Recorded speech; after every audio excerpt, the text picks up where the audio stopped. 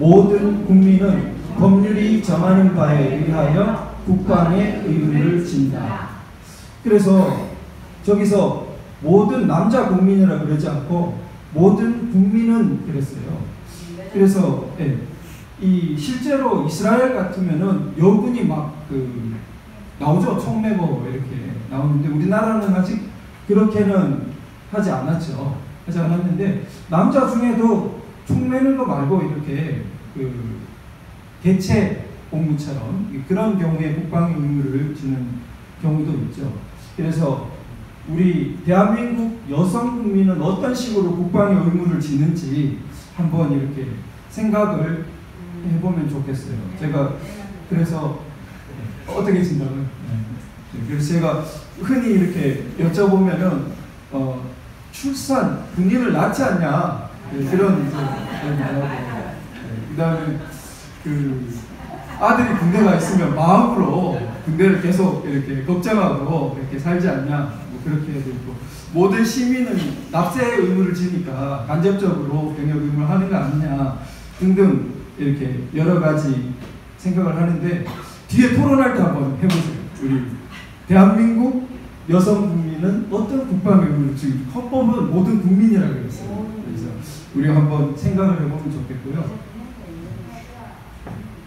근데 국민 개병제의 숨은 뜻을 안 보면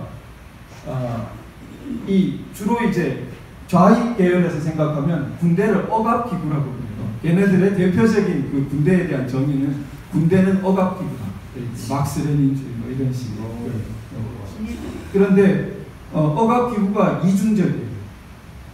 강제로 군대에 오게 하니까 억압이고 그 다음에 강제로 오게 한 사람들을 조직해가지고 밖에 사람들을 억압하는 데 쓰니까 억압기구. 이중적으로 억압의 도구라고 생각해요. 그게 이제 전형적인 좌익적인 생각입니다. 근데 좌익적인 나라인 소비에트나 뭐 맨날 저기 군대 기간도 더 길고 그래요. 하여튼 이념과 현실이 괴리되는데 이념을 괴리돼요. 그래서 사회주의 국가치고 군대가 짧은 나라가 없고 거기서 국민 억압기구를 더 쓰는 것 같은데 하여튼 뭐 이론은 그렇습니다.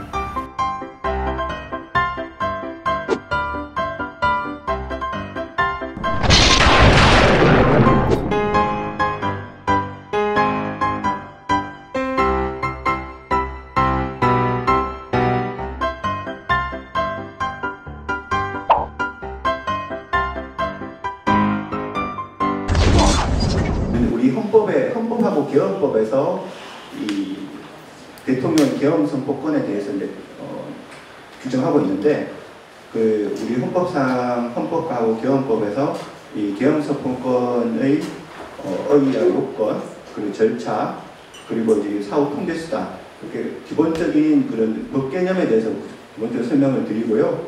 그리고 지금 간략하게 현재 언론에서 보도되고 있는 이것이 과연 뭐 쿠데타, 내라는 음모라고 얘기를 하는데 과연 그 내용이 얼마나 좀 문제가 있는 그 주장이 문제가 있는 것인지 그리고 그런 부분에 대해서 살펴보는 시간을 갖도록 하겠습니다.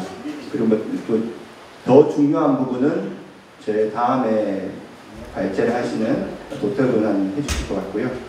그러면 저는 이제 이 헌법과 개헌법 위주로 해서 기본적인 개념 설명을 하는 형태로 하겠습니다.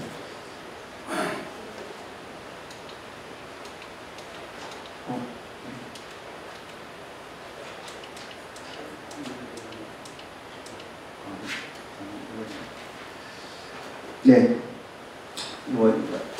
앞에 보시면서 하시면 될 것 같고요. 제가 이제 넘기면서 하겠습니다. 근데 일단 먼저 초안 말씀드리면 최근 기무사에서 작성한 개헌문과 관련하여 언론은 연일 쿠데타라든가 내란 음모라고 보도하고 있습니다. 하지만 개헌 선포권은 대통령의 권한이자 국가 비상사태 시에 우리 헌법이 명문으로 인정하고 있는 국가 긴급권 중 하나로서 군부 쿠데타와는 완전히 다른 개념입니다. 그래요. 개헌 또 문건을 내란 음모라고 칭하는 것이 얼마나 사실과 다른 것인지 알아보기 위해 국가 긴급권의 개념과 우리 헌법상 국가 긴급권 체계를 먼저 살펴보고 헌법과 계엄법에서 규정하고 있는 계엄 선포권의 의무 요건, 절차, 사후적 통제 방안에 대해서 살펴보겠습니다.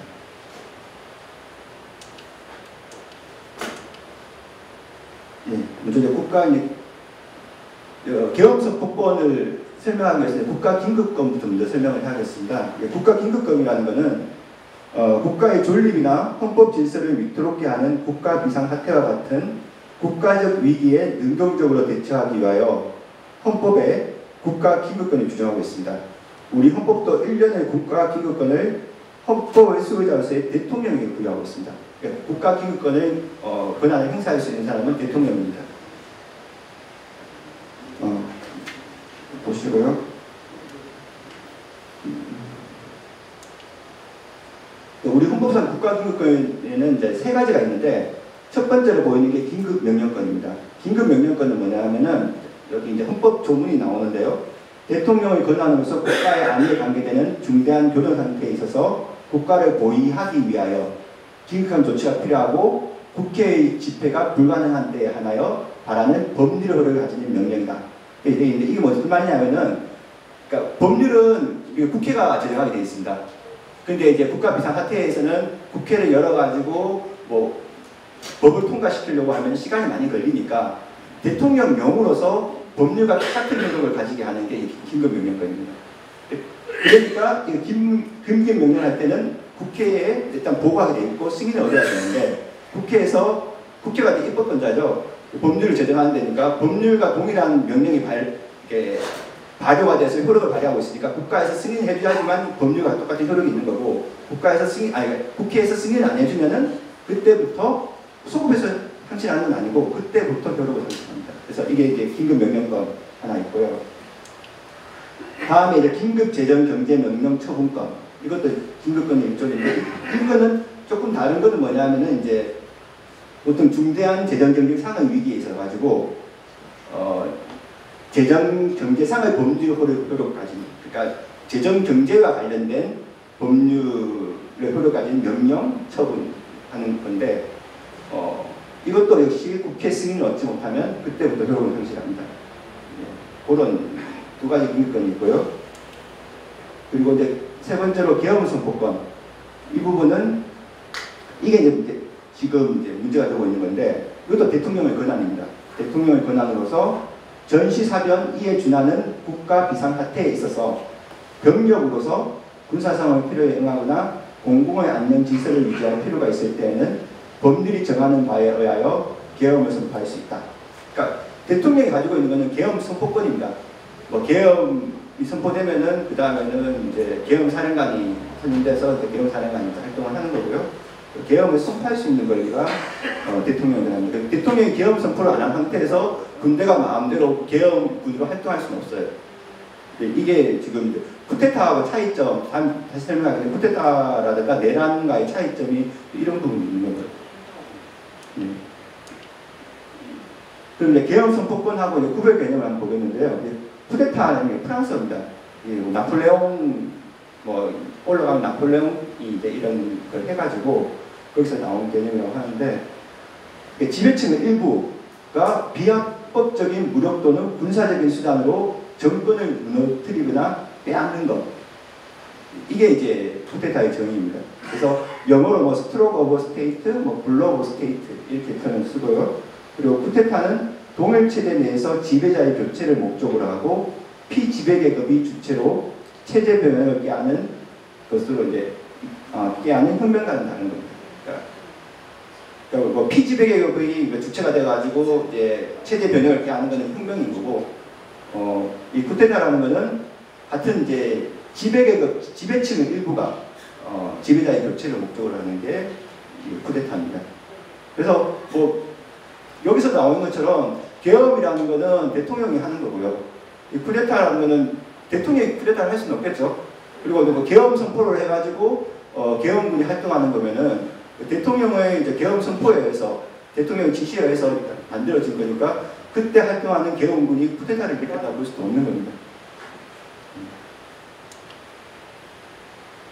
이 부분은 이제 쿠데타에 대한 추가적인 설명입니다. 한번 보시면 될 것 같고요. 그리고 지금 이제 또 내란 음모라는 표현을 쓰고 있는데, 내란 음모는 이제 형법에 이제 규정되어 있습니다. 내란죄라고. 내란죄가 되어 있는데, 국토를 참전하거나 국헌을 물랄게 할 목적으로 폭동을 일으키는 것. 이것이 내란의 정의인데, 또 헌법에 또 이제 국헌을 물란케 하는 게 뭐냐라고 정의를 해서, 국토 참전은 뭐 영토 주권의 전부 또는 일부를 배제할 목적으로 대한민국 영토 일부를 분리하는 것을 포함한다라는 이제 그런 개념이고요. 국헌 물란이라는 것은 헌법 또는 법률에 정한 절차에 의하지 아니하고 헌법 또는 법률의 기능을 소멸시키는 것. 또 헌법에 의하여 설립된 국가기관을 강압에 의하여 전복 또는 그 권능 행사를 불가능하게 하는 것을 말하고, 본죄의 행위는 폭동을 일으키는 것으로 폭동이란 다수인이 결합하여 폭행 협박하는 것을 말합니다. 이렇게 있는데, 국형 문란에서 두 번째, 동그라미 두 번째, 헌법에 의하여 설립된 국가기관을 강압에 의하여 전복 또는 그 권능 행사를 불가능하게 하는 것. 이걸 한번 보실 필요가 있는데요. 지금 이제 기무사 문건 중에 국회의원을 현행법으로 체포해서 국회 재적 증력수를 안 되게 만든다. 이런 이제 문건 내용이 지금 보도된 바가 있습니다. 그래서 지금 이제 내란 음모라고 하는 측의 어떤 이제 논거 중에 하나가 이 부분인데, 그러니까 국회의원이 헌법기관이다. 헌법기관인데, 그러면은 그 헌법에 의해 설립된 국가기관이 해당하고, 그 국가기관을 현행법으로 체포하는 행위가 그걸 계획했다는 자체가 이게 내란 아니냐, 이렇게 해서 짜맞춰가지고 지금 얘기하는 부분이 있습니다. 예, 있는데 그건 뒤에서 제가 설명을 드리겠습니다. 그 내용 가지고 하는데, 그렇다 하더라도 이 대통령이 근데 군부가 그렇게 한다면은 내란이 되겠죠. 근데 대통령이 선포한 계엄에 의해 가지고 하는 행위에 대해 가지고는 그걸 내란이라고 하기가, 대통령이 내란죄를 저지른다는 게 좀 말이 안 되지 않습니까? 그래서 그런 부분도 있고 하니까 그건 뒤에서 다시 설명을 드리겠습니다. 이 부분 이제 설명해야 되기 때문에. 그리고 이제 대한민국 개혁헌법 사례를 한번 찾아봤습니다. 지금까지 총 10번이 있었습니다. 제일 첫 번째가 여순 사건, 48년도 여순 순천 일대. 이때 이제 계엄 뒤에 이제는 이제 계엄 선포 지역을 나타냅니다. 전국적으로 된 데가 있고, 전국적으로 계엄이 선포된 경우가 있고, 그리고 어떤 한 지역에 대해서만 이제 계엄 선포되는 때가 있는데, 여순 사건, 4.3 사건, 부산 정치파동, 4.19 혁명, 5.16, 그리고 64년 6.3 안제. 군사정변이 아니라 군사혁명 아니에요? 제가 지금 죄송합니다. 지금 제가 잘못 썼습니다. 예, 그건 제가 어디 그 대한민국 역사. 네, 죄송. 그렇게 바꿔놨다 그러더라고요. 네, 제가 그 부분은 제가 그냥 이걸 어디서 지금 찾아가지고 적다 보니까 제가 그 부분은 지적 감사합니다. 그리고 이제 72년에 10월 유신, 그리고 부마 민주항쟁, 그리고 이제 12.6, 그리고 이제 5.17 내란 이렇게 되어 있는데요.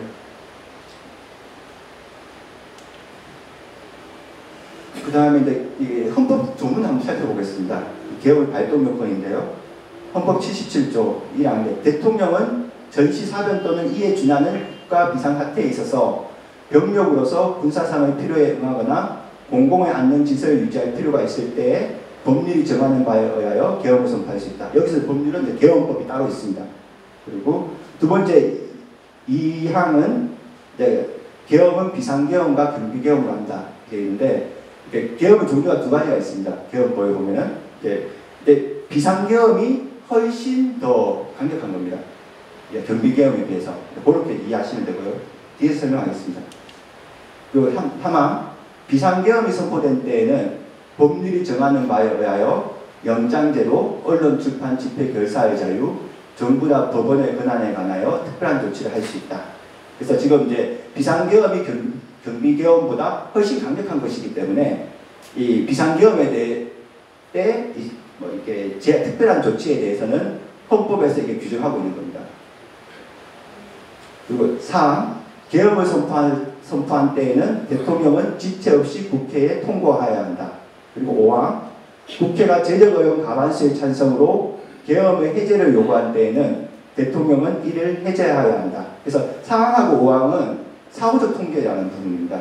그러니까 계엄을 선포하는 것은 대통령의 혼자의 결정으로 할 수 있지만, 대통령의 권한이지만, 그때 이제 국회에 통보해야 되고, 국회는 제적오용 과반수 찬성으로 해제를 요구한 경우에는 무조건 해제해야 된다.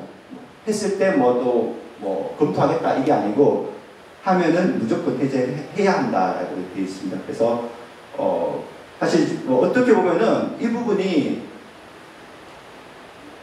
대통령은 계엄 선포권은 있지만, 국회가 만약에 여소야대인 경우라고 야대일 경우일 때 야당 국회의원이 과반수를 넘어서 계엄 해제하세요 라고 의결해버리면은 그냥 계엄 해제되는 겁니다. 그냥 곧바로. 그래서 어떻게 보면은 이 대통령의 계엄 선포권의 권한 자체가 상당히 어떻게 보면 국회가 통제를 할 수 있게 만들어놨고 약화시켜 놓은 거예요. 이게 지금 찾아보니까 80년, 여기 87년 헌법에 이렇게 되는데, 80년도 헌법에도 이렇게 조항은 있지만은 80년 헌법에는 국회 해산권이 있었습니다. 대통령은. 그러니까 대통령이 계엄 선포를 하면서 국회 해산을 같이 할 수 있었습니다. 이 비상사태일 때는. 그러면은 이제 국회가 해산되면은 다시 총선거를 해서 국회를 다시 구성해야 되는 상황이 발생하기 때문에 그동안은 국회가 국회에서 계엄을 해제를 요구할 수가 없게 되겠죠. 그러면은 최소한 다시 총선거를 통해 가지고 국회가 다시 구성이 될 때까지는 이 계엄의 효력이 계속 지속될 수가 있었습니다. 그런데 지금 87년 헌법에서는 대통령의 국회 해산권을 삭제를 해버려 가지고 언제든지 여소야대 국회의 경우에는 대통령의 계엄 선포권이 사실상 유명무실해질 수도 있는 그런 계엄 선포권입니다. 자, 그럼 이제 계엄의 발동 요건 다시 살펴보겠는데요. 근데 국가기급권 중에서 이제 병력을 동원할 수 있기 때문에, 아까 긴급명령권, 긴급 재정경제 명령 처분권을 비해 가지고 이 계엄 선포권이 가장 강력한 국가기급권이다라는 내용이고요. 그리고 이제 실질적 요건을 봤을 때 헌법 조문에 있었듯이 첫 번째 요건은 전시사변 또는 이에 준하는 국가 비상사태가 있어야 한다 라고 되어 있습니다. 그러니까 전시사변 또는 꼭 전쟁이 안 나더라도 그에 준하는 국가 비상사태가 있으면 계엄을 선포할 수가 있습니다. 그래서 여기 이제 이에 준하는 무장폭동이나 반란, 국도의 사회질서 교란 상태를 포괄하는 개념 이렇게 있는데, 이 계엄의 발동 필요성 여부는 발령권자인 대통령의 판단사항입니다. 그래서 이걸 이제 통치행위라고 보고, 그리고 이 부분에 대해 가지고는 통치행위이기 때문에 나중에 사후에 대통령한테 이걸 사법적으로 책임을 물을 수도 없는 사법적 진사가 불가능한 거라고 일단은 보고 있습니다. 그리고 이제 병력 동원의 필요성이 있어야 함. 이 부분은 뭐냐면은 이제 국가 비상사태, 원래는 지금 평시에는 경찰력으로 질서 유지를 하고 있는데, 경찰력만으로 질서 유지가 불가능한 상황에서 이때는 병력을 동원해야 된다. 이때 그런 경우에만 이제 계엄 선포를 할 수 있다. 그래서 요건이 있어야 된다는 거고요. 그리고 이제 실질 조건이 충족되면 절차적 요건으로서는 일단 국무회의 심의를 거치게 되어 있습니다. 대통령이 최소한 국무회의 심의를 거친 다음에 계엄을 선포하도록 이렇게 되어 있습니다. 그리고 이제 국회에 지체 없이 통과해야 된다. 이것도 이제 계엄 요건으로 되어 있고요. 그리고 이제 계엄법에서는 국회가 폐해 중일 때에는 대통령은 지체 없이 국회에 집회를 요구해야 한다. 그러니까 이게 지체 없이 국회에 통과해야 되는데, 국회가 폐해 중일 때는 국회를 빨리 열어가지고 빨리 열어라. 그래야 내가 국회에 보고하겠다. 이렇게 되어 있으니까 좀 더 강력하게 되어 있는 부분 같습니다. 이 부분도. 그리고 이제 그 다음에는 계엄의 종류에 대해서 한번 살펴보겠습니다. 아까 이제 헌법에서 경비계엄하고 비상계엄 두 개가 있고, 비상계엄이 좀 더 강력한 거다라고 말씀드렸죠. 그런 정도만 알고 계시면 될 것 같은데, 셋째 줄 보면은 비상계엄은 행정 및 사법 기능의 수행이 현저히 곤란한 경우에, 이 계엄법에 있는 요건입니다. 경비계엄은 일반 행정기관만으로는 치안을 확보할 수 없는 경우에 선포할 수 있다. 그래서 비상계엄이 훨씬 강력한 계엄이며 그래서 비상계엄에 따른 일련의 비상조치 내용에 대해서는 헌법에 명시하고 있다라고 이렇게 얘기하고 있는 거고요. 다음은 이제 계엄의 내용과 효력.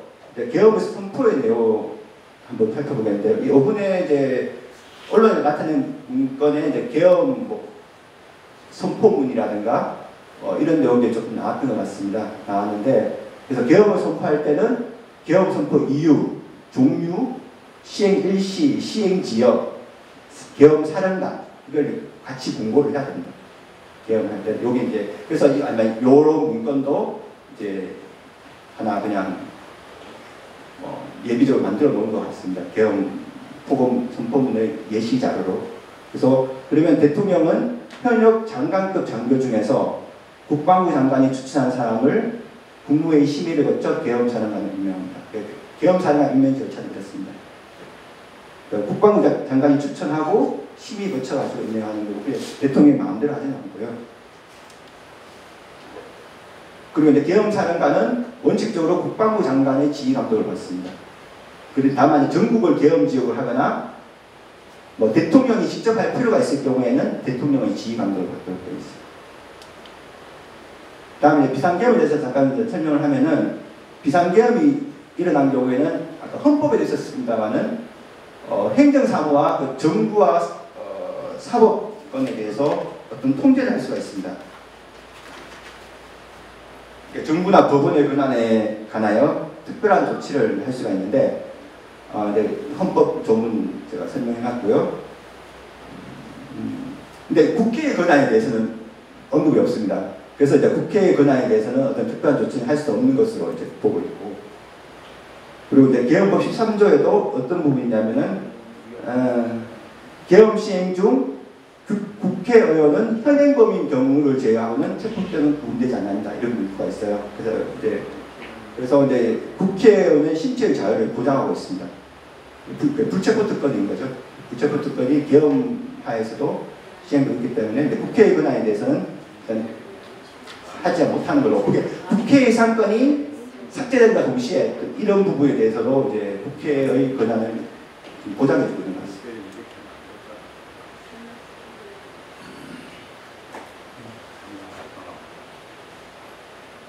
그리고 이제 비상계엄 선포가 되면은 계엄사령관은 계엄 지역의 모든 행정사무와 사법사무를 관장합니다. 그러니까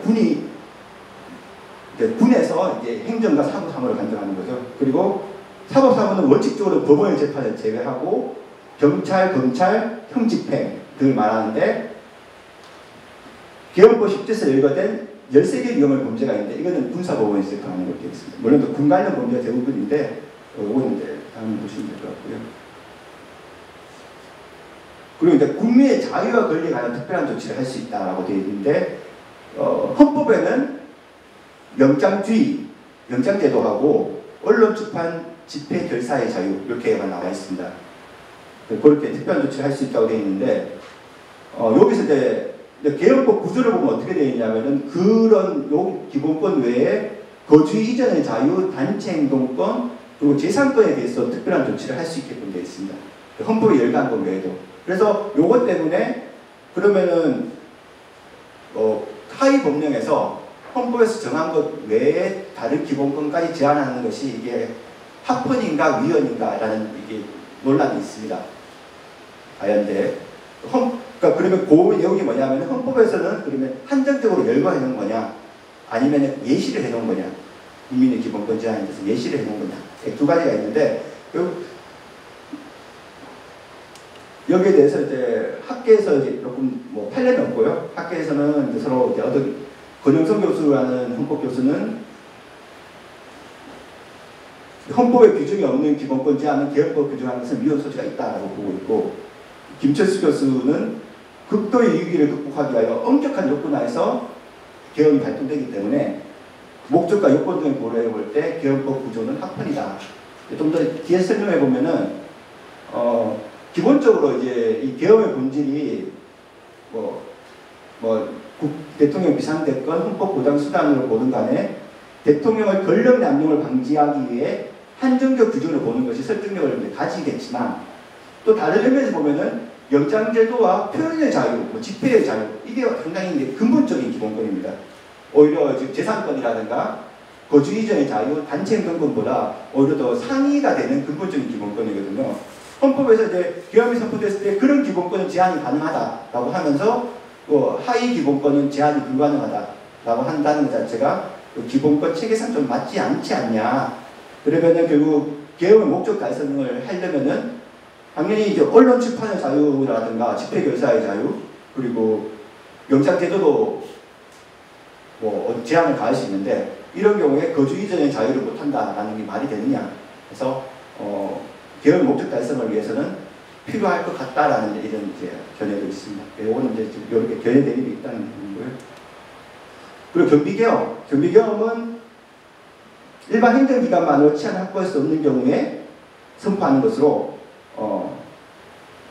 훨씬 완화된 형태의 계엄이다. 이렇게 알고 계시면 됩니다. 다음은 계엄의 해제인데 대통령은 이제 국가 비상사태가 평상 상태로 회복되거나 국회의 계엄 해제 요구가 있을 때는 지체 없이 계엄을 해제해야 하고 이를 공고해야 합니다. 그러니까 계엄을 해제하는 방식은 대통령이 직권을 할 수 있습니다. 국민의 심의를 거쳐서 할 수 있고 아니면 국방부 장관이나 행자부 장관이 이 계엄 해제를 건의할 경우에 계엄을 해제할 수 있습니다. 두 가지가 있는데 대통령이 자기 생각했을 때 계엄을 더 이상 유지할 필요가 없다. 직권을 해제하는 방안 아니면은 국방부 장관이나 행자부 장관이 건의해서 해제하는 방안 이 두 가지가 있고요. 그리고 이제 정부에서 해제하지 않을 경우에는 앞서 말씀드린 바와 같이 국회가 제적 과반수 찬성으로 계엄 해제를 요구할 경우에 해제해야 합니다. 그리고 이제 계엄 해제되면은 바로 이제 모든 게 평상으로 다 복귀한다는 내용이고요. 그럼 이제 여기서 이제 결론인데요. 그럼 이제 기무사 계엄 문건을 내란으로 볼 수 있는지라는 부분에서 간단하게 말씀드리면 일단은 지금 계엄 문건 자체를 내란으로 볼 수 있냐 없냐라는 거에서 가장 이제 쿠데타라든가 내란으로 주장하고 있는 세력들이 가장 기본적인 그거예요. 당시에 탄핵 심판 결정이 있기 전에 촛불 집회 시민 그리고 태극기 집회 시민 다 있었는데 저기서는 기무사가 오로지 어떤 정치적 목적하에 촛불 집회 보수 정권의 안위를 위해서 촛불 집회에 참여한 시민들을 탄압 그쪽을 억압하기 위해서 이런 계엄 그 사람들을 대상으로 계엄 문건을 만들었다. 어떤 정치적 목적하에 만들었다.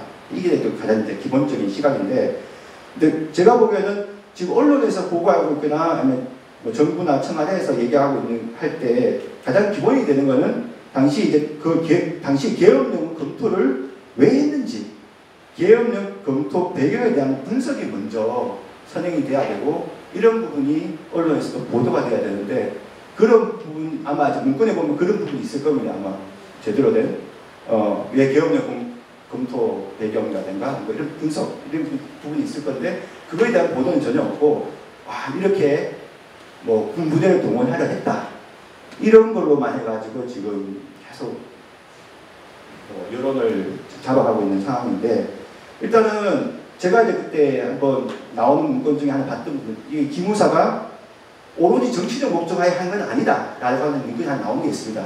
언론에 나왔다 그래서 실검에 들어가 버렸는데 그게 이제 대통령 권한 계엄 토고령인가 선포문 중에 대통령 권한 대행이라고 적혀 있는 게 있어요. 이게 이제 탄핵 인용 시에도 이제 탄핵 인용이 되면 대통령 권한 대행이 대통령 직무를 대행하니까 대통령 권한 대행 이름으로 이제 만들어진 계엄 선포문이 있었는데 보면 대통령하고 갈로 열고 권한 대행 이렇게 되어 있었던 부분인데 그거 가지고 탄핵 인용 시에 언론에서 이렇게 얘기했죠. 탄핵 인용 시에도 계엄을 검토했다. 그 자체가 뭐겠습니까? 탄핵이 인용되면은 촛불 집회에 나간 시민들은 더 이상 소요 사태를 일으키지 않겠죠. 오히려 이제 태극기 집회에 나갔던 사람들이 오히려 그게 어떤 폭력 집회로 변질될 우려가 있겠죠. 오히려 그때 그 당시 만약 상정하자면은 그러면은 이건 그 당시에 그 기무사에서 계엄을 검토했을 때는 진보 세력 뭐 좌파든 우파든 진보든 보수든 모든 걸 다 감안해가지고 검토를 하고 문건을 예비적으로 만들었다는 게 나타나는 겁니다. 어떤 정치적 목적에 치우치지 않고. 그런데 그 부분에 대해서는 특별히 언급이 없고 오히려 계속 어떤 그런 예전 박근혜 대통령 정권을 유지하기 위해서 계엄을 선포하려고 했고 군부가 뭐 쿠데타를 일으키려고 했다. 이렇게 해가고 있는 부분이 좀 잘못됐다고 보는 거고요. 그리고 이제 기본적으로 이 계엄 선포라는 건 대통령이 하는 거기 때문에 앞서 말씀드린 것과 같이 쿠데타라는 게 계엄 선포와 쿠데타는 명확하게 다르거든요. 군인이 주체가 돼서 정부를 전복시키는 게 쿠데타인데 대통령이 했다면은 계엄 선포는 대통령이 하는 것이기 때문에 쿠데타가 동일시할 수가 없는 거고 그리고 이제 대통령이 계엄 선포에서 군이 움직이는 거라면은 군이 움직이는 거고 그런 군의 행동 수칙을 이렇게 미리 작성해 놓은 문건이라면은 내란을 물어볼 수도 없겠죠. 대통령이 지시한 겁니다. 그리고 그래서 지금 이제 가장 아까 말씀드렸는데 뭐 계엄 상황이 아님에도 계엄을 실행하려 했다. 그때 촛불 집회 상황이 그러니까 예비 문건이죠. 대비 문건. 그 대비 문건인데 뭐 그 상황이 계엄을 실행할 수 있는 상황은 아니었던 거라고 보여지고 다만 최악의 상황을 가정한 대비 문건인데 뭐 지금 언론 보도는 뭐 그 당시가 뭐 계엄 상황이 아니었는데 이런 함부로 뭐 시민을 짓밟기 위해서 뭐 이런 계엄을 실시하려 했다. 이런 식으로 몰아가고 있으니까 그건 이제 잘못된 거라고 보여지는 거고 그리고 두 번째로 지금 이제 앞서 아까 말씀드린 바와 같이 집회 결사의 자유를 이제 제한할 수가 있으니까 계엄이 선포되면은 그래서 이제 그런 걸 이제 포고령을 내고 거기에 이제 야당 그러니까 민주당 의원들이 집회에 참석하면은 그 포고령 위반으로 현행범을 다 체포해서 하게 해서 이제 국회 의사 등록수를 줄여가지고 국회 예산을 계엄 해제를 못하게 하겠다. 뭐 그런 이제 문건 내용이 나왔는데 이 부분이 뭐냐면 앞서 말씀드린 바와 같이 예전에는 80년뿐만 해도 계엄 선포권하고 대통령 국회 사건이 같이 있었습니다. 근데 87년 헌법으로 이제 개정이 되면서 국회 사건이 없어졌어요. 없어졌는데 그러면은 계엄을 아까 선포하더라도 국회에서 해제 요구하면 바로 해제를 해야 됩니다. 그러니까 계엄이 실질적으로 뭐 진짜 뭐 선포되고 바로 해제 요청하면은 뭐 며칠 안 가고 계엄이 해제되는 그러면 계엄을 뭐 아무런 뭐 계엄 선포를 하는 의미가 없어지는 상황이 발생하는 거죠.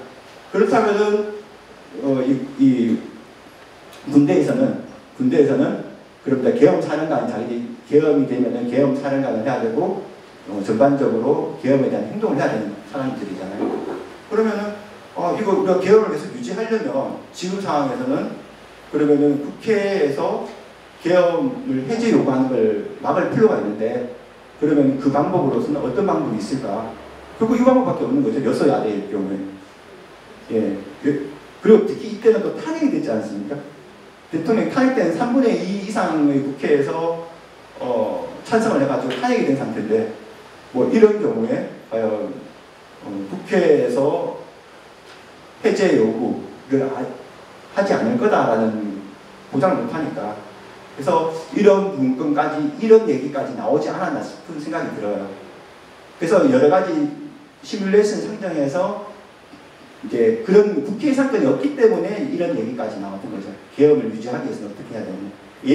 예전 헌법사에서는 이런 얘기를 안 했을 겁니다. 국회에서 하면 되니까. 그래서 그런 이제 여러 가지 시뮬레이션을 가장해서 이제 나왔던 내용인데 그 부분을 가지고 여기서는 헌법 기간을 강압적으로 무력화시키려 했다. 이게 내란이다라고 하는데 결국은 불가능한 거죠. 어떻게 보면. 이 현행 헌법상에서는 계엄 선포권은 대통령의 계엄 선포권은 그게 실효성이 없는 선포권이라고 볼 수 있습니다. 그래서 지금 아까 계엄 연역도 봤지만은 80년 5월 17일 날 했던 그때 이후로는 지금 계엄이 발생한 적은 없었고 앞으로도 지금 현행 헌법하에서는 계엄이 쉽지 않을 거라고 생각합니다. 네, 이상입니다.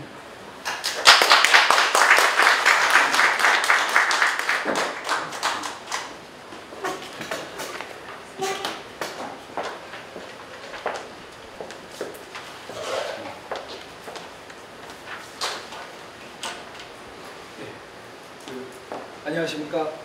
네, 안녕하십니까? 국회입니다. 법적으로 중요한데 정리가 이렇게 제대로 해주는 곳이 잘 없었는데 장재원 변호사님께서 오늘 마음먹고 헌법, 개헌법 뭐 이렇게 뒤져서 싹 정리해 주신 것 같습니다. 저는 약간 국민교양적인 내용으로 이제 준비를 했는데요.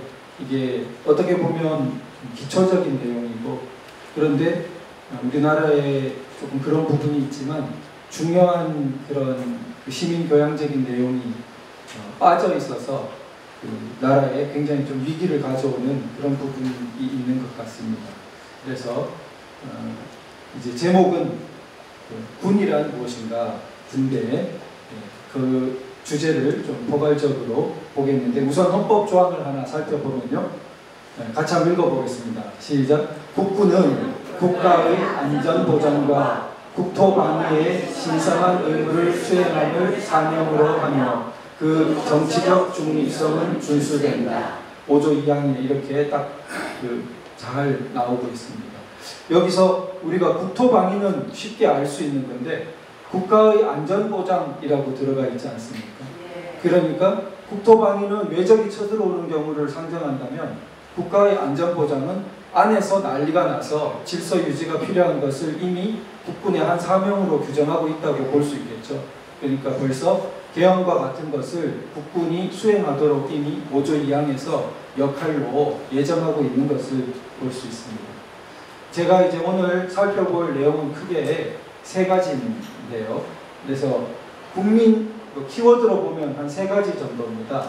국민 개병제라는 말을 둘러싸고 해보고 두 번째는 우리가 흔히 군부 독재 그러는데 그 부분에 대해서 그것이 굉장히 문제 있는 용어입니다. 지금 우리가 저 용어를 극복하지 못하기 때문에 프레임에 굉장히 갇혀 있다고 생각해요. 그래서 하루빨리 저는 저 프레임을 옆에 있는 뭐라고 되어 있죠? 읽어볼까요? 시작. 낮은 단계의 법치와 민주주의.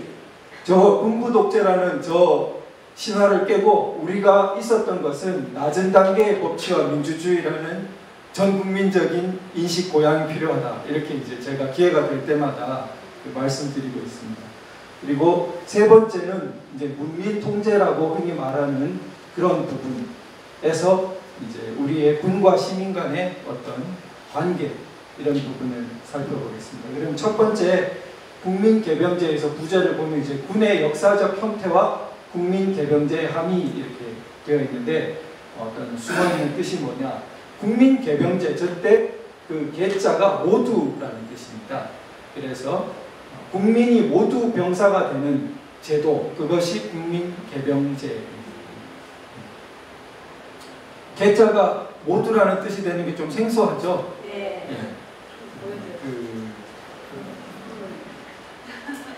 그 불교 용어에 일체중생 계유불성이라는 말이 있습니다. 그때 개자가 모두 개자인데요.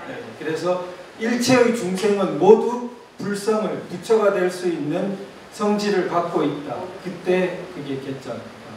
그래서 이 하느님의 보편적인 우리 천부인권처럼 이 세계 종교가 된 불교도 그런 예외 없이 불성이 있다고 보는 그런 일종의 천부인권 수준까지는 못 갔지만 그 문턱까지 간 형태를 이렇게 보여주고 있습니다. 그런데 우리나라의 최순실 같은 사람은 인권이 없어도 된다는 식으로 나오는 것은 중세의 불교보다도 못한 인식인 거죠. 예외 없이 인정한다는 것이죠. 성리학, 유학 같으면은 사람은 모두 성인이 될 수 있다 이렇게 가르칩니다. 예외가 없어요. 예외를 두면 예외가 자의적으로 무한히 확대될 수 있습니다. 자, 그럼 국민개병제에서 보면요, 세 가지를 보겠는데, 군의 역사적인 형태를 한번 보고 또 국민개병제에 대해서 그 함의까지 살펴보겠습니다. 이제 여기 그 칸이 조금 떨어져야 되는데요, 역사적 형태를 그 어느 군사 사회학자가 한 6가지 정도로 역사적으로 경험적으로 존재했던 형태를 유형을 나눠본 겁니다.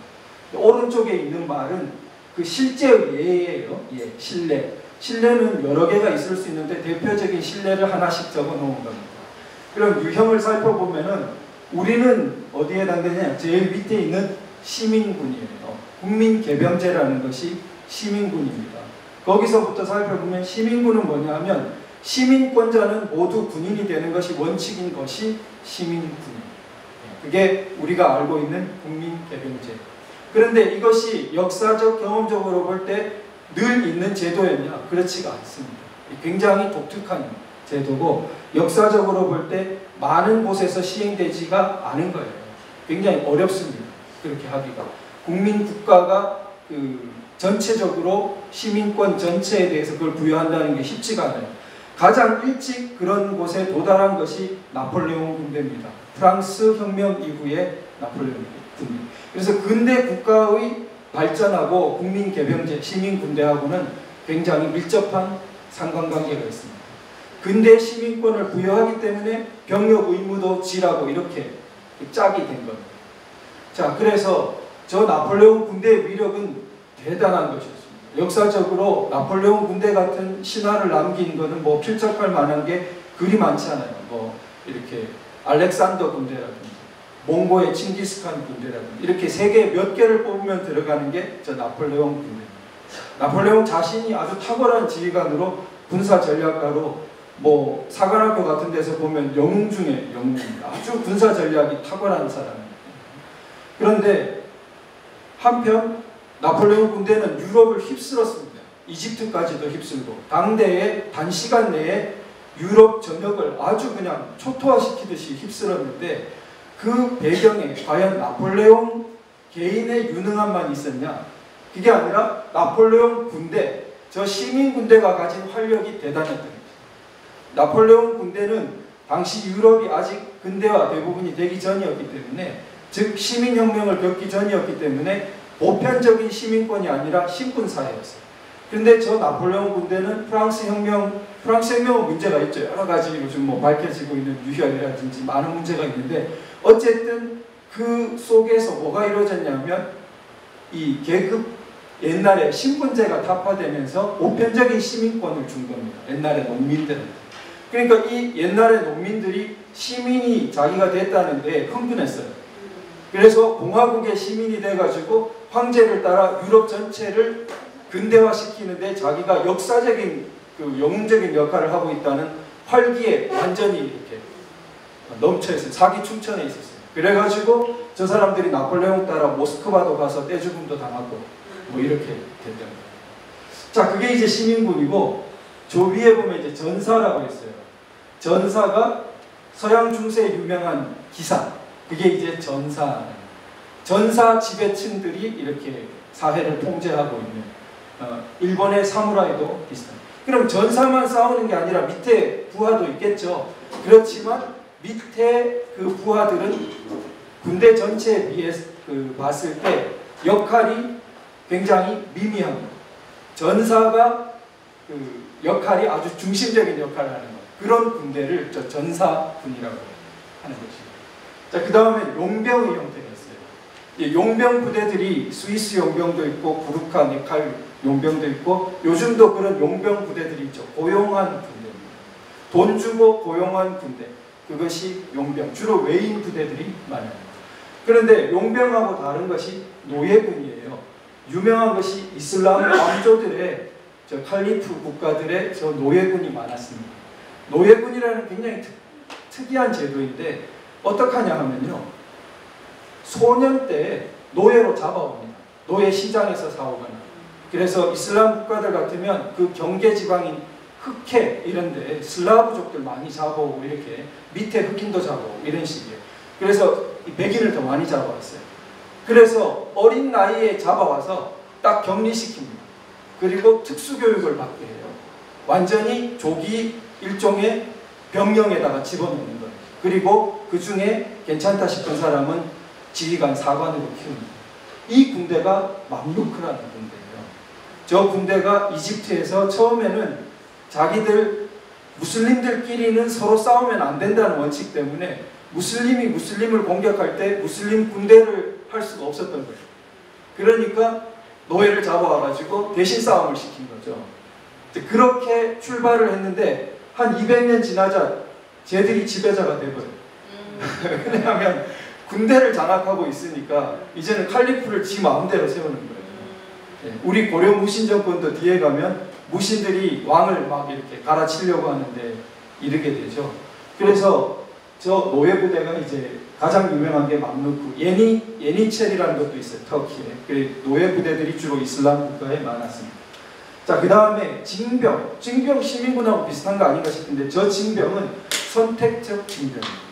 그러니까 옛날 고대 중국이나 러시아 같은 데 있는 건데 왜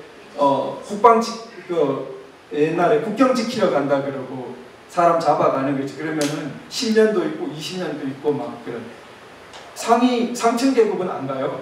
그러니까 농노 같은 사람들한테 이렇게 잡아와가지고 20년씩 요역시키듯이 하는 그게 징병입니다. 그 다음에 정규군은 시민군과 이렇게 닮아 있는데 시민 전체의 병역 의무를 지우는 게 시민군이고 시민권자 중에 지원하는 사람을 중심으로 정규군대를 형성하고 있는 것이 정규군입니다. 그래서 그게 대표적인 게 오늘날 미군, 미해병대 같은 것이 이 정규군. 이런 정도에 보면은 국민개병제라는 게 역사적으로 그리 자주 나타났던 것도 아니라는 것을 알 수 있죠. 그런데 그리스 로마 같은 경우에 일종의 시민군인데 그때는 피지배 계급인 노예 계층이나 그 농노 계층에 해당되는 사람들은 아예 무기도 안 줬어요. 그러니까 시민권자가 아주 그걸 자랑으로 알았습니다. 그 당연한 의무이자 권리이고 자랑으로 생각했습니다. 이 전투에 나가서 싸우는 것을. 그래서 우리가 알고 있는 소크라테스 유명한 군인입니다. 이 사람이. 그래서 가서 군대에서도 아주 충실하게 용감하게 싸운. 그래서 그 그리스적인 철학은 그런 이 문무가 굉장히 이렇게 겸해 있는 것이었습니다. 그래서 그런 그리스 철학의 특징이 오늘날 그 생각하고 읽지 않으면은 그냥 관념적인 사변을 한 사람으로 이렇게 생각할 수 있는데 그리스 철학은 삶과 죽음에 굉장히 이렇게 피 튀기는 현장에 있던 사람들이 그래서 치열하게 진리가 뭐냐 이런 걸 물었던 그런 것입니다. 그런 거를 우리가 볼 수 있는데 자 그러면은 우리 국민개병제는 또 헌법에 규정되어 있어요. 헌법 39조 1항에 거기 읽어볼까요? 시작. 모든 국민은 법률이 정하는 바에 의하여 국방의 의무를 진다. 그래서 저기서 모든 남자 국민이라 그러지 않고 모든 국민은 그랬어요. 그래서 이 실제로 이스라엘 같으면은 여군이 막 나오죠. 총 메고 이렇게 나오는데 우리나라는 아직 그렇게는 하지 않았죠. 하지 않았는데 남자 중에도 총 메는 거 말고 이렇게 대체 공무처럼 그런 경우에 국방의 의무를 지는 경우도 있죠. 그래서 우리 대한민국 여성 국민은 어떤 식으로 국방의 의무를 지는지 한번 이렇게 생각을 해보면 좋겠어요. 제가 그래서 어떻게 진다고요? 그래서 제가 흔히 이렇게 여쭤보면은 출산 군인을 낳지 않냐 그런 이제 그다음에 아들이 군대가 있으면 마음으로 군대를 계속 이렇게 걱정하고 이렇게 살지 않냐 뭐 그렇게 해도 있고 모든 시민은 납세의 의무를 지니까 간접적으로 병역 의무를 하는 거 아니냐 등등 이렇게 여러 가지 생각을 하는데 뒤에 토론할 때 한번 해보세요. 우리 대한민국 여성 국민은 어떤 국방의 의무를 지금 헌법은 모든 국민이라고 그랬어요. 그래서 우리가 한번 생각을 해보면 좋겠고요. 근데 국민개병제의 숨은 뜻을 한번 보면 이 주로 이제 좌익 계열에서 생각하면 군대를 억압기구라고 그래요. 걔네들의 대표적인 그 군대에 대한 정의는 군대는 억압기구다. 막스 레닌주의 뭐 이런 식으로. 그런데 억압기구가 이중적이에요. 강제로 군대에 오게 하니까 억압이고, 그 다음에 강제로 오게 한 사람들을 조직해가지고 밖에 사람들을 억압하는 데 쓰니까 억압기구. 이중적으로 억압의 도구라고 생각해요. 그게 이제 전형적인 좌익적인 생각입니다. 근데 좌익적인 나라인 소비에트나 뭐 맨날 저기 군대 기간도 더 길고 그래요. 하여튼 이념과 현실이 괴리되는데 이념은 그래요. 그래서 그 사회주의 국가치고 군대가 짧은 나라가 없고, 거기서 국민 억압기구로 더 쓰는 것 같은데, 하여튼 뭐 이론은 그렇습니다. 자, 그런데 국민 개병제를 살펴보면 국민 형성의 기능을 우리가 생각해 볼 수 있어요. 그래서 근대 국가 국민 형성이 저게 좀 남자 군인이어서 고려할 바는 있지만 어쨌든 그 적어도 2분의 1은 되니까 이 사람들이, 저도 이제 그 병장 제대를 했는데 육군으로 가서 뭐 행정병이었습니다. 행정병은 우리나라는 그래도 총도 쏠 줄 압니다. 사격도 시키고 그러기 때문에. 그런데 그 군대라는 게 다 겪어보셨겠지만 그 좀 특이한 곳이에요. 굉장히 배경도 다르고 뭐 여러 가지 그런 사람들을 자탕으로 거기다 섞어놔요. 섞어놓고 막 서로 부딪히게 작용을 하게 만들어 놓는다는 거죠. 공통점은 대한민국 국민이라는 것밖에 없어요. 그러니까 거기서 결국 붙들고 있어야 되는 게, 이게 같이 국민이 되어가는 거죠. 저게 나랑 같은 국민이라는 거구나. 이렇게. 그래서 국민 형성이라는 기능을 우리가 생각해 볼 수 있고, 세 번째 교육기관, 저건 이제 이스라엘, 역시 선진국답게 이스라엘의 의무 그 군대는 굉장히 참 부러운 정도인데, 좀 긴 기간을 복무하는 대신 거의 대학을 이렇게 교육을 시키듯이 군대가, 흔히 이제 우리나라에서는 흔히 뭐라 속어를 쓰죠. 뺑이 치다 왔다 그러고, 군대 쓸데없는 시간 보내다 왔다, 시간 낭비했다, 뭐 이런 거죠. 헛고생만 하다 왔다.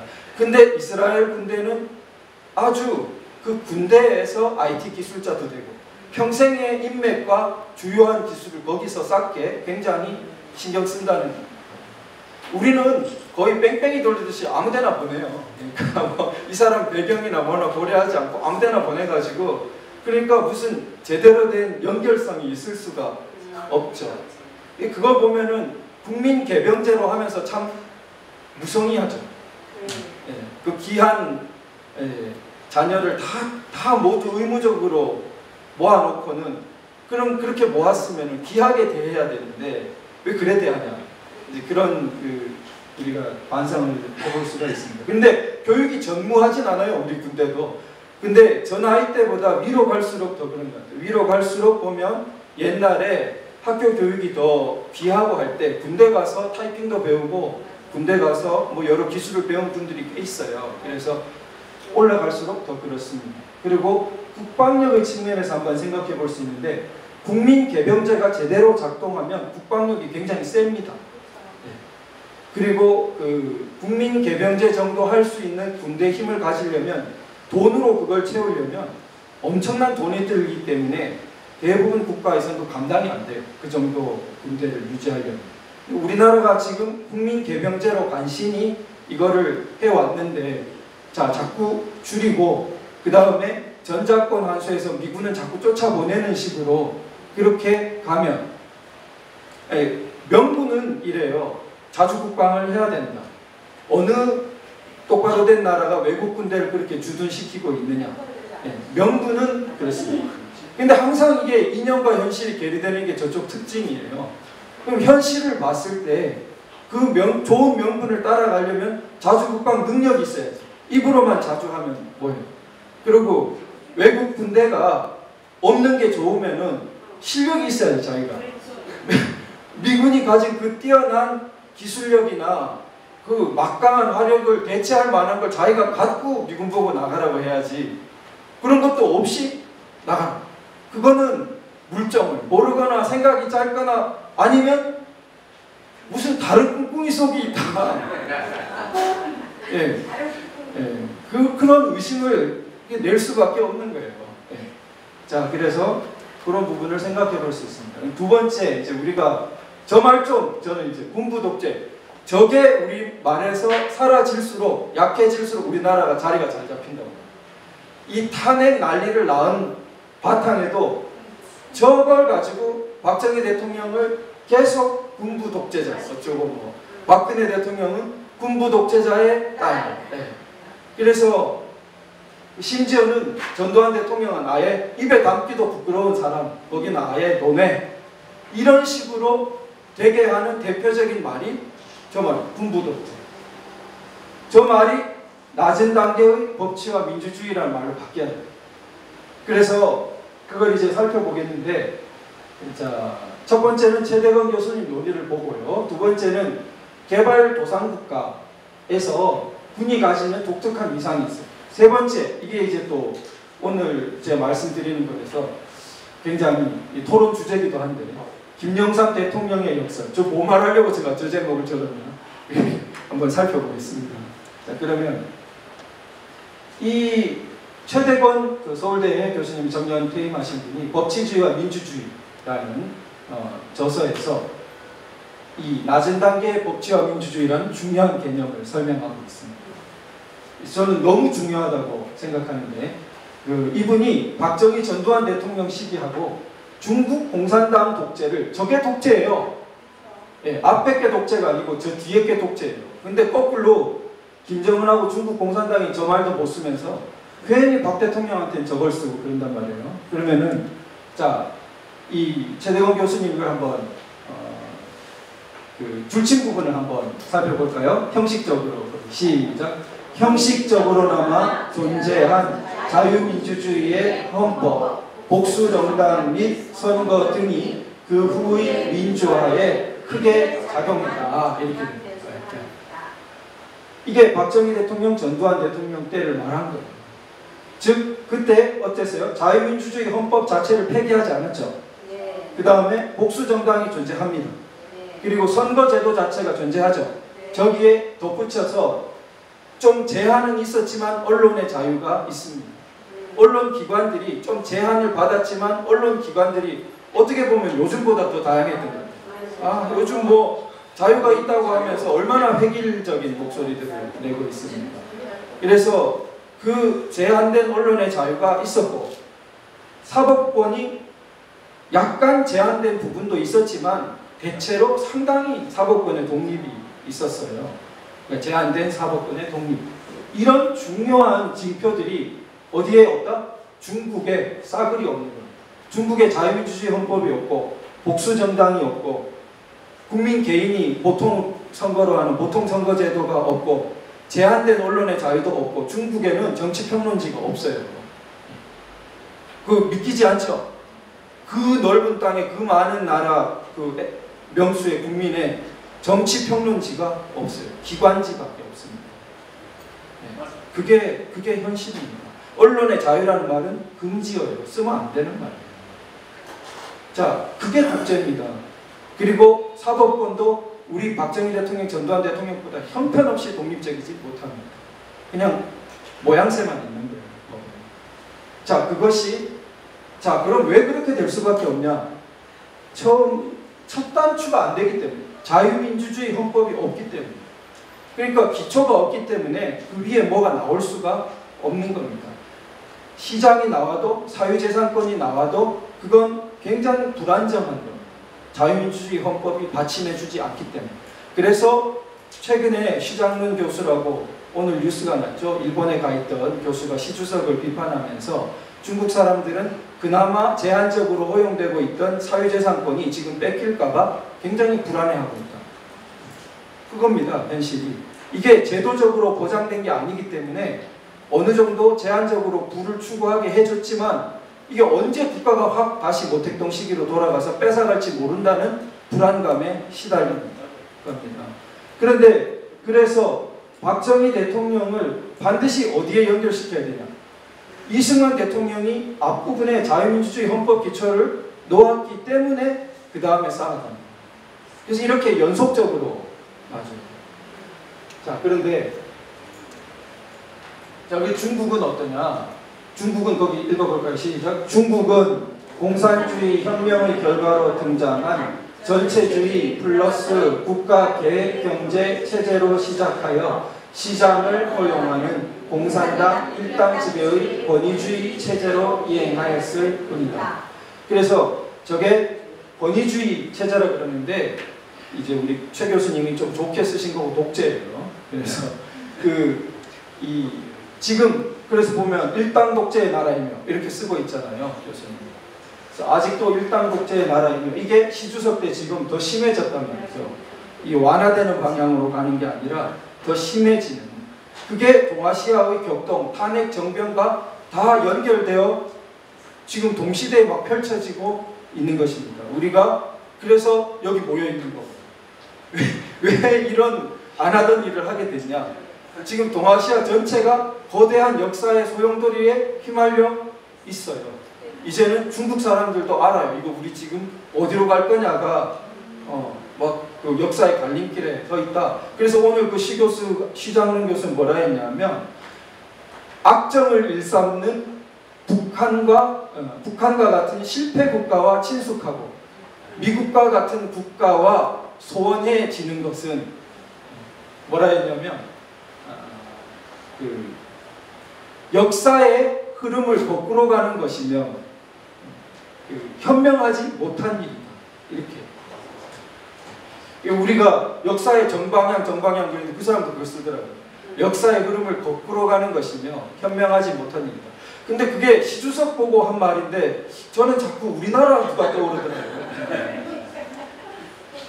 그래서 낮은 단계의 법치와 민주주의에서 그걸 키워드로 해서 보면 우리 근현대사가 이제 스토리가 새롭게 나와야 돼요. 이 좌익적인 흐름은 저기 독립협회 자리에 뭐가 오냐? 동학농민전쟁 이렇게 나와요.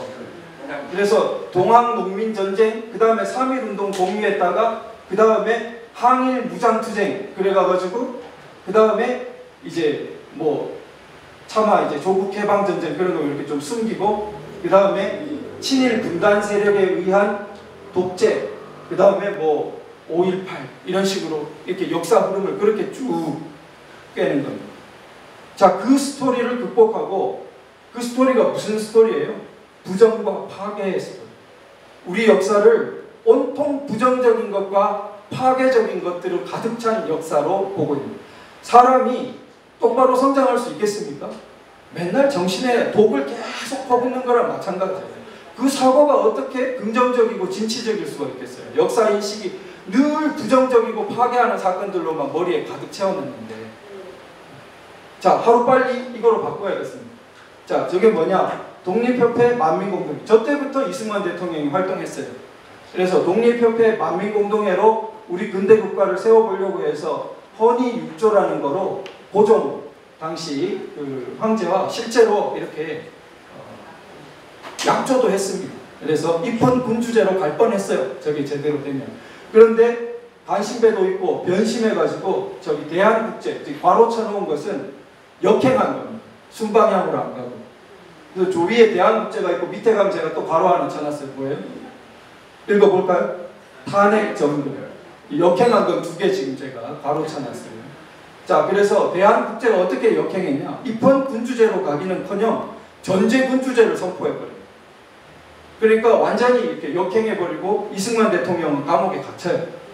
네, 그래서 감옥 속에서 야, 우리는 입헌군주제가 아니라 민주공화국으로 갈 수밖에 없다. 이렇게 이제 바뀝니다.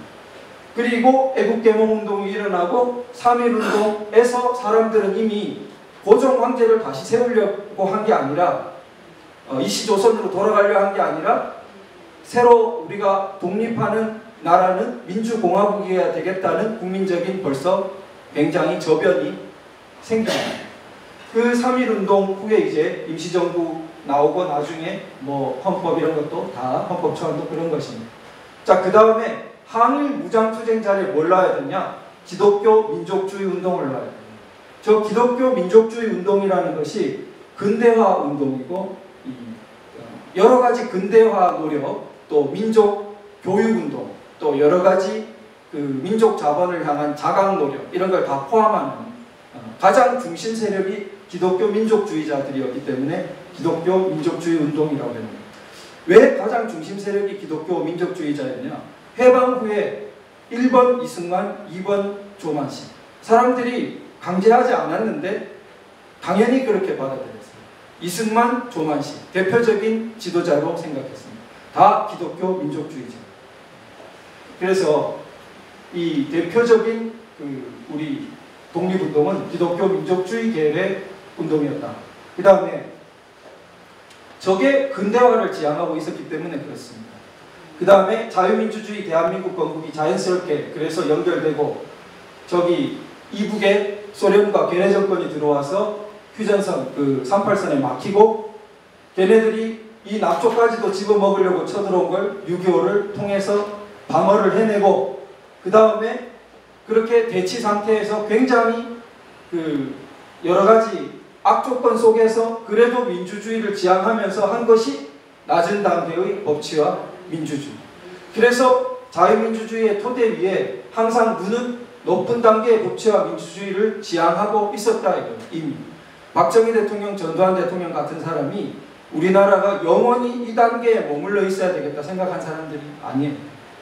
우리나라가 충분히 세지고 발전하면 서구나라처럼 세계의 자랑스러운 이렇게 떵떵거리는 나라가 되고 싶어한 그런 애국심이 있는 사람들. 그러니까 지향을 저렇게 하고 있었기 때문에 우리나라는 1987년에 저리로 갑니다. 높은 단계의 법치와 민주주의를 지향하는 쪽으로. 그래서 30년간 저렇게 안간힘을 쏘오는 줄 알았는데 안 그런 사람들이 온 곳에서 이렇게 독버섯을 퍼뜨리고 있다가 결국 뭘 일으켰어요? 탄핵 정부. 저게 대한국제처럼 저런 역할이에요. 완전히 순방향을 뒤집은 거예요. 그런데 자, 그 다음에 마지막 단계는 뭐냐? 자유통일이 우리 헌법에 있는 것처럼 마지막 단계.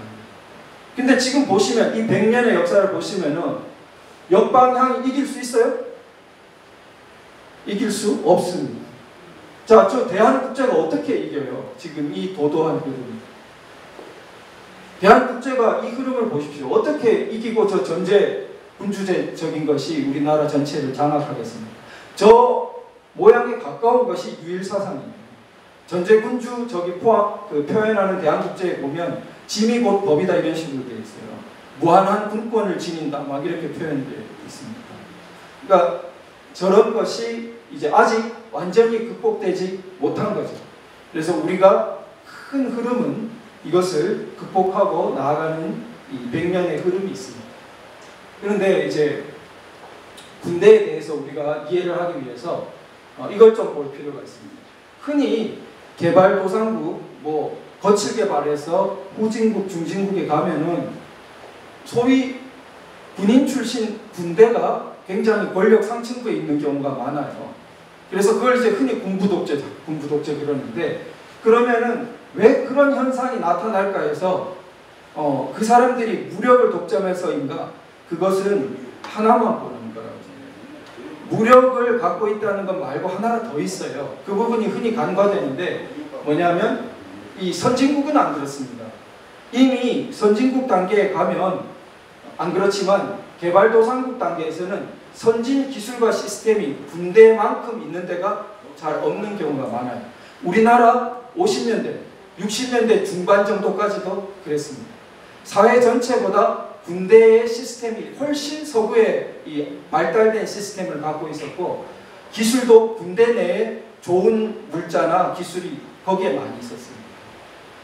그게 박정희 대통령을 낳은 원천이에요. 왜냐하면 자연스럽게 선진 기술과 시스템이 군대에 있었기 때문에 군부 엘리트가 사회 정치 지도층으로 나설 수 있는 강력한 기반이 되는 것입니다. 이게 각종 개발도상국에 나타나 있는 현실이에요. 이게 이슬람 국가들에서는 더 심합니다. 이슬람 국가 파키스탄, 터키 보면 이집트 전부 군부가 앞에 나서서, 그런데 왜 그러냐? 그들이 세속주의를 갖고 있는 것 플러스 선진 기술 시스템을 그 나라에서, 이슬람 종교가 워낙 중세적이다 보니까 군대가 저걸 많이 갖고 있습니다. 그러니까 그 조직을 대항할 수 있는 조직이 잘 없어요. 그래서 비극이 이집트에서 SNS 혁명으로, 자스민 혁명으로 선거를 하니까 군부는 물리쳤는데 뭐가 들어왔어요? 무슬림 형제단이 들어와요. 무슬림 형제단은 이렇게 겉으로는 과격 이슬람이 아닌 것 같지만 상당히 이슬람 근본주의에 가까운 걸 또 해버리는 쪽이에요. 그러니까 사람들이 그 다음 다시 군부가 들어왔어요. 그래서 그런 비극을 이제 겪었는데, 즉 대항할 만한 그만한 대체 세력이 없는 거죠. 지금 우리가 그걸 조심해야 돼요. 이 문정부를 욕하는 것만 능사가 아니에요. 만약에 대체하는 게 형성되지 않으면은 그건 국민들이 믿어주지 않고 그 다음에 혼란을 또 초래해요. 그래서 여기 모인 이유예요. 우리가 그래서 공부를 하는 이유입니다. 자, 그래서 그 다음에 보면은 이제 근대화된 엘리트 장교 집단, 저들이 이제 군대에 있는 거죠. 자, 그럼 김영삼 대통령 역설, 저 뭘 말하려고 했냐? 역설이에요, 역설. 역설은 제가 이제 토론 주제입니다. 제가 말하고 이제 토론을 한번 해보세요. 제일 잘한 것은 3당 합당이에요. 근데 제일 잘못한 것처럼 생각하고 제일 숨기려고 했어요. 옛날에 장례식 할 때 3당 합당했다는 걸 자랑스러워한 게 아니라 그 말을 어떻게든 이렇게 숨기려고. 사실은 3당 합당이 잘한 거, 왜 제일 잘한 거냐?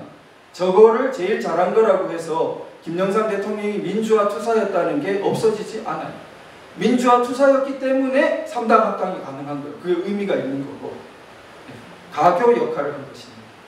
그 낮은 단계의 법치와 민주주의를 주도하던 소위 군부 엘리트, 우리나라 지도층에서 민간 엘리트층으로 이렇게 민간 정부 차원으로 넘어갈 때 평화롭고 안정적이고 이행할 수 있는 바탕이 그때 3당 합당 했기 때문입니다. 그런데 어떻게 했어요? 자기가 뿌리와 연속성을 부정해버렸어요. 자기 임기를 마치기 전에 자기는 마치 저런 일은 없었던 것처럼 다 부정해버렸어요. 자기 뿌리를. 이것이 우리 이 100년 역사의 아까 그것을 통일적으로 이해하는 것을 굉장히 가로막고 있는 것입니다. 자, 앞에 걸 긍정하고 다시 긍정하고 할 수 있는 것을 앞에 걸 자꾸 부정하고 박정희 대통령이 이승만 대통령 부정하고 또 김영삼 대통령은 박정희 대통령 부정하고 이런 식으로 했기 때문에 약해지는 거죠. 자, 공과가 있을 때 과가 없는 사람이 어디 있고 과가 없는 정치 지도자가 어디 있습니까? 세계에 그런 사람 없어요. 그런데 공에 해당되는 긍정적인 연속적인 흐름을 우리가 볼 수 있어야 됩니다. 그런데 김영삼 대통령은 이 독재라는 것을 장기 집권을 독재라고 인식했던 거예요. 이 굉장히 얕은 인식. 그러면은 이광효 같은 사람도 독재자예요. 물론 장기 집권만 보면 뭐 독재자라고 붙일 수는 있겠지만 이광효 같은 사람이랑 싱가포르에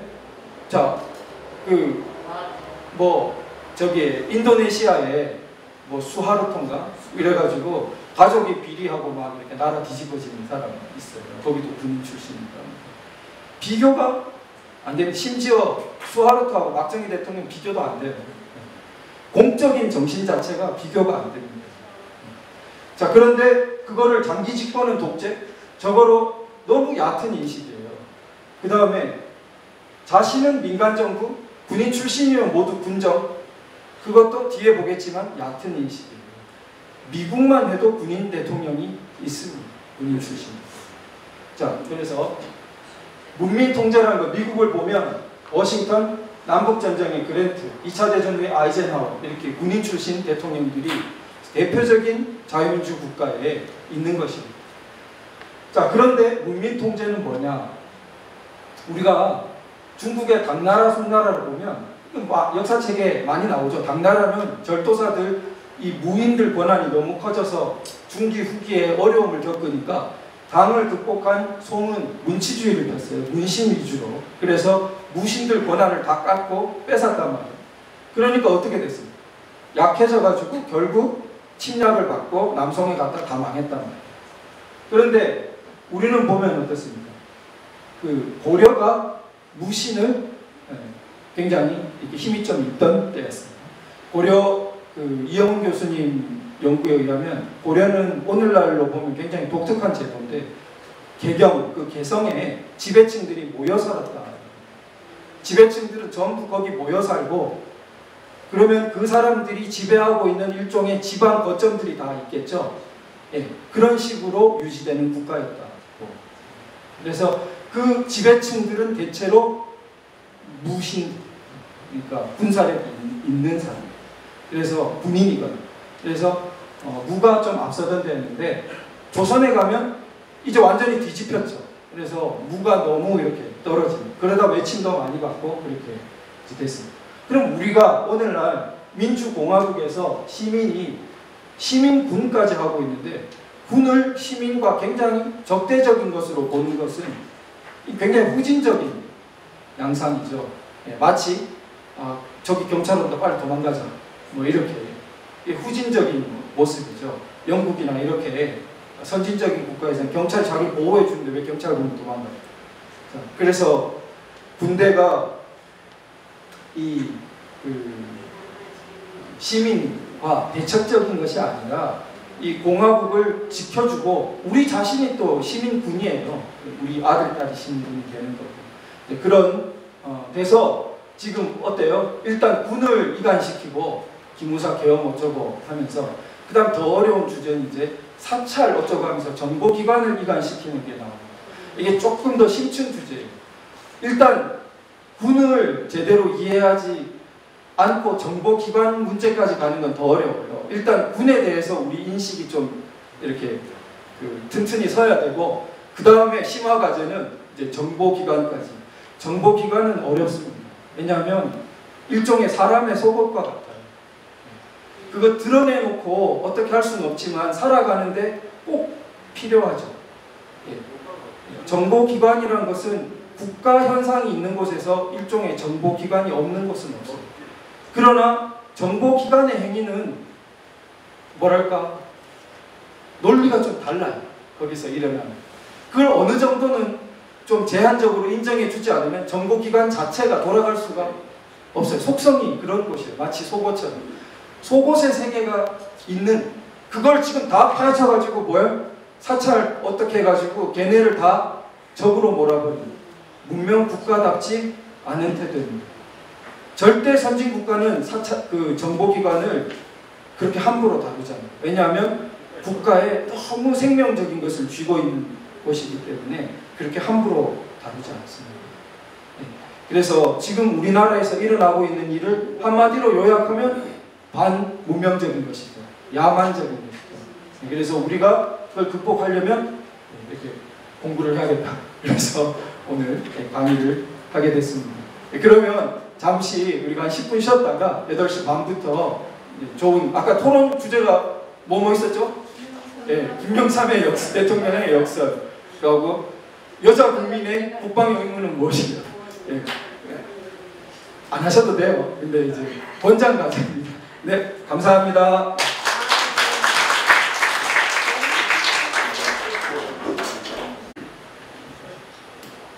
솔직히 기부사라는 그 단체가 뭐 하는 단체인지를 너무 초보적인 질문이지만 기무사라는 단체가 뭐 하는 단체이길래 계엄법안을 작성을 했을까 궁금해서 정 변호사님 혹시 설명해 주실 수 있는지.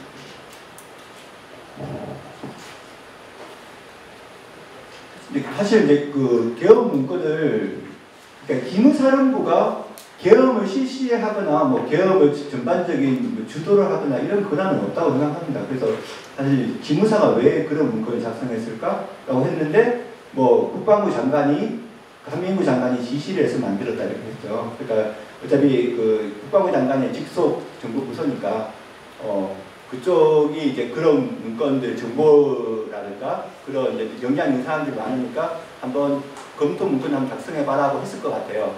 다른 부서에 맡기지 않고. 그러니까 기무사라는 거는 뭐 거기는 뭐 좀 그런 집단 그 정보기구이기 때문에 군의 정보기구고 국정원은 이제 정말 대통령 직속기관의 정보기구이고 그렇게 보시면 될 것 같고요. 그러니까 뭐 기무사가 뭐 계엄에 대해서 뭐 실시하거나 전반적인 기획 부서는 아닌데 이게 국방부 장관이 자기 직속인 그런 이제 기구에 한번 이제 전체적인 문건을 검토 문건을 작성해서 대비 문건을 작성해 보라고 이런 의미였던 것 같고요. 그러니까 결국 지금 뭐 추가로 좀 아까 말씀 안 드렸는데 지금 이제 이게 이제 과연 이제 기무사 쪽에서는 이게 대비 계획 정도의 문건이었다라는 거고 또 그리고 지금 이제 언론이라든가 뭐 정부 청와대에서는 뭐 실행 계획이었다 이런 얘기가 나오고 있지 않습니까? 그래서 이게 과연 실행 계획이냐, 뭐 이런 대비 문건이냐? 실행 계획이라고 또 하는 주장 쪽에서는 너무 내용이 자세하다, 너무 자세하니까 이거는 단순히 대비 문건이 아니고 실행 계획이야. 근데 그거는 말이 안 되는 얘기 같아요. 얼마든지 대비 문건도 자세하게 만들어 놓는 게 특히 대비 문건 같은 경우는 모든 경우를 상정해서 만드는 게 원칙이거든요. 그리고 또 이제 요건도 뭐 최악의 경우까지 상정해서 이런 경우 1차, 2차, 3차에서 뭐 최악의 경우까지 상정해서 만드는 게 원칙인데 또 어떤 경우는 지금 또 문제 삼는 사람들의 경우 중에는 이게 뭐 계엄 선포는 최소한의 기본권 제한을 하도록 해야 되는데 당시 촛불 집회 상황이 그 정도 상황은 아닌데 뭐 언론을 통제하고 뭐 이런 과도한 기본권 제한을 하려고 했기 때문에 이건 문제가 있다. 근데 실행 문건이 아니고 대비 문건이었기 때문에 라면 그 말이 달라지는 겁니다. 제가 보는 관점에서는 대비 문건은 모든 상황을 갖다 해서 만들어야지 대비 문건 자체를 가장 진짜 실행 문건이라면 그 당시 촛불 집회 상황을 감안해서 최소한도의 제한을 하는 계엄령을 선포하는 형태가 됐을 수도 있을 겁니다. 근데 이게 대비 문건이었기 때문에 모든 상황을 가정하다 보니까 경우일수 다 가정하는 거죠. 그래서 만들었다고 생각하고요. 그리고 또 얘기 나오고 있는 이제 기무처장들이나 얘기하는 거 보면은 이 문건에 대해서 회의한 적이 한 번도 없다고 얘기를 하죠. 예. 부대나 관련자들이 회의한 적이 없다. 이게 대비 문건이라고 하는 것 중에 하나가. 그리고 뭐 비밀 문건으로 등장한 적도 없다. 2급 기밀이라고 이렇게 찍혀있는 것 같은데 그렇게 분류한 적은 없다고 하더라고요. 스탬프만 찍었지. 뭐 그냥 확인해보면 나오는 상황이고 세 번째로는 이게 만약에 그런 형태로 실행 문건이었다든가 진짜 뭐 쿠데타 예비 문건이었다면은 폐기를 했겠죠. 정상적으로 하면 어떤 그런 걸 하려고 했었다면 폐기를 했을 건데 그게 뭐 대통령이 바뀌고 뭐 이렇게 해도 그냥 이거는 한번 검토 문건으로서 매뉴얼로 보관을 해나가고 있다는 것 자체가 만약에 진짜 여기서 문제는 실행 계획이었고 정말 쿠데타를 실행하려고 내란을 실행하려고 했고 이런 거라면 당연히 없었겠죠. 아니었기 때문에 놔뒀지 않았나 생각되는데 지금 언론은 이제 어떻게 하든지 지금 다른 목적이 있기 때문에 기무사의 역할을 축소하자든지 다른 목적이 있기 때문에 계속 이렇게 몰고 가는 것입니다. 네, 다른 분 질문 있으십니까?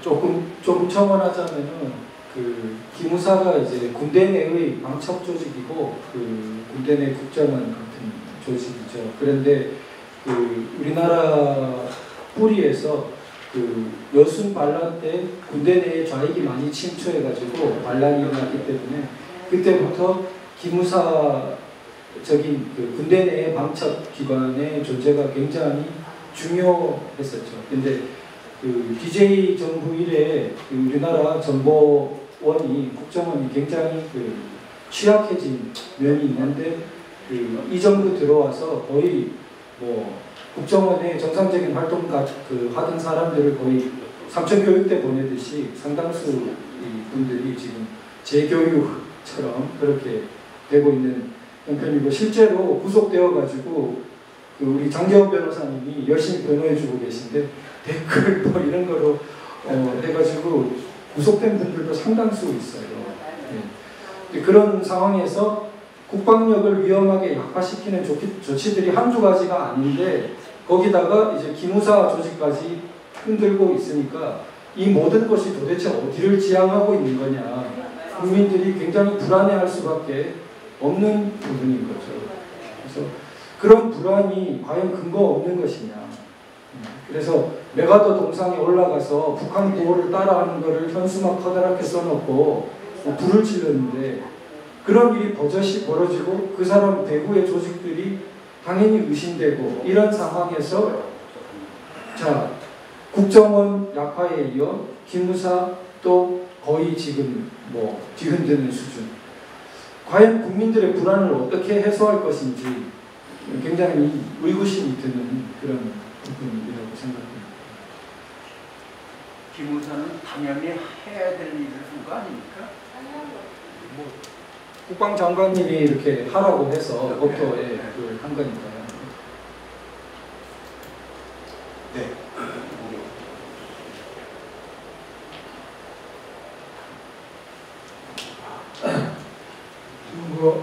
도 변호사님께서 답변해 주신 건데 제가 아는 부분에서 짧게 보충해서 말씀드리겠습니다.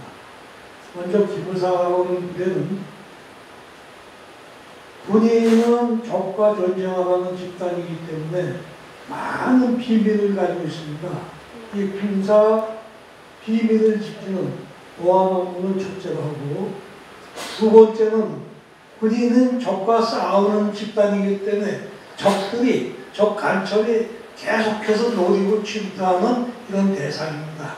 그렇기 때문에 군대에 적의 간첩이 침투하지 못하도록 하는 방첩 업무도 합니다. 또 적의 간첩이 침투했을 경우는 이것을 수사하고 잡아내는 이것을 대공 업무도 하고 있습니다. 그리고 마지막으로 적의 간첩이나 국내에 불순 예를 들자면 지하당 같은 이런 서클들에 의해서 정권을 뒤집으려고 하는 아까 말씀드린 군인은 헌법 국가 안보에 대한 책임을 가진다고 했죠.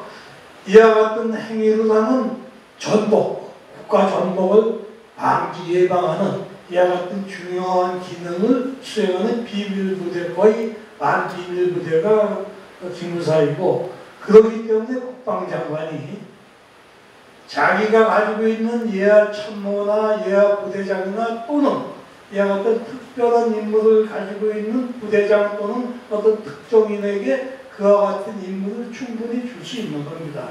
예를 들자면 학교 선생님이 저기 낙엽을 쓴다든가 이제 이 흑판에 글씨를 지울 때 네가 좀 지워라 아니면 김 선생님 저것 좀 해주셔요 이렇게 누구에게나 부탁할 수 있는 것과 마찬가지 상황입니다.